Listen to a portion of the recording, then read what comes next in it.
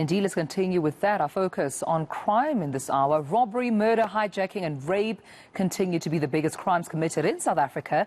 The dysfunctional SAPS crime intelligence unit is one of the reasons blamed for this. So let's discuss this now, as well as other possible causes of the high crime rate in the country. Joining us is independent crime analyst, Dr. Kock. Thank you so much for your time, Doc, and good morning to you. Let's start here. The main causes of high rates of crime in this country, what do they include?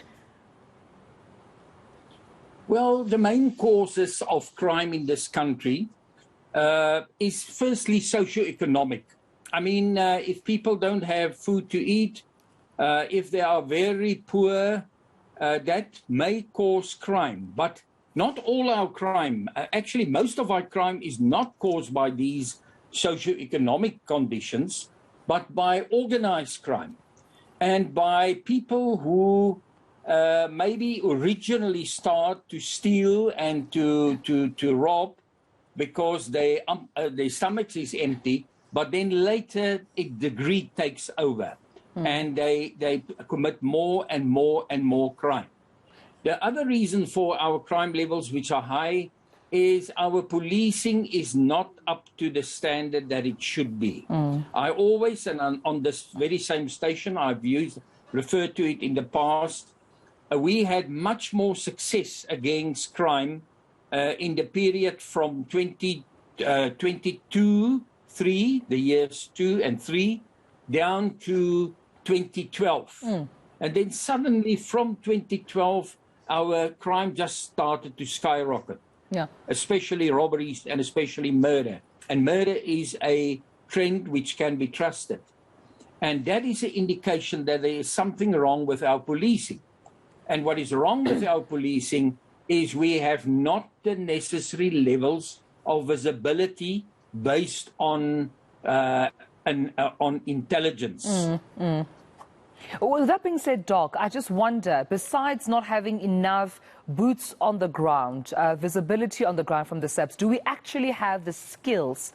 Do we have the skill set within, the SAPS crime intelligence unit needed to crack these cases? I'm saying this because if we are still on the Senzo case, for example, I'm sure there are many other cold cases or some that have, been dragging on for years.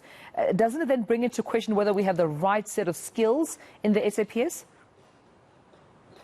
Oh, well, on skills, we can talk the whole day. I think we have a problem with skills. I think there is still some skills in the police, but not enough. Let's start on intelligence. Intelligence, you should distinguish the intelligence at station level, which is mostly the analysis of your crime pattern, your linkage analysis between dockets to see if there is not a series of crime, and also your environmental scan. Now there, when I was still in the police, we had literally thousands of people working at station level and also being trained at station level to analyze the crime, the where, the when, the why, and the who of crime at station level. Right. I'm not so sure that today we have enough people at station level who can still do that work. And that is the basis of your policing. If you don't know where your crime is going to occur in your station, what crime is going to occur, when it is going to occur, you can't actually police your station.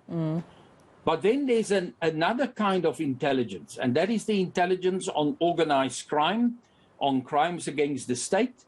And that is intelligence, that is intelligence gathering through either network operations or undercover operations. Right. Now, I think there is still some skill, but if there is enough skill, that's another question, because crime intelligence also have this factionalism. Another issue I want to touch on is one raised by Advocate Malisela Tefu. He was, on eNCA quite recently speaking to my colleagues Lindelo Masekane. He mentioned something quite interesting, that he believes his arrest was influenced by, of course, a case that he's busy with currently, which involves Police Minister Bheki Cele and former National Police Commissioner Kehla Stole. And he would not divulge the name of his source, but said that it seems the police minister is not happy with him, particularly being on the Senzo Meyiwa case. I wanted to ask you, Doc, What level does political or governmental, in as far as government officials are involved, at what point does their interference into some of these cases sort of delay, seeing convictions, seeing justice being served? Are there SAPS in the pockets of some of these syndicates that we talk about? Is that also a call for concern, and hence we're not seeing enough convictions, successful ones, in this country? Well, yeah, that's a worrying remark that he made. I've heard it and I've read about it. It is worrying because if it is true, and if it's true in other cases, it will clearly delay justice to quite an extent. I mean, if we look at the Senzo Madiba case, I mean, this case is just it's too many years passed since he died.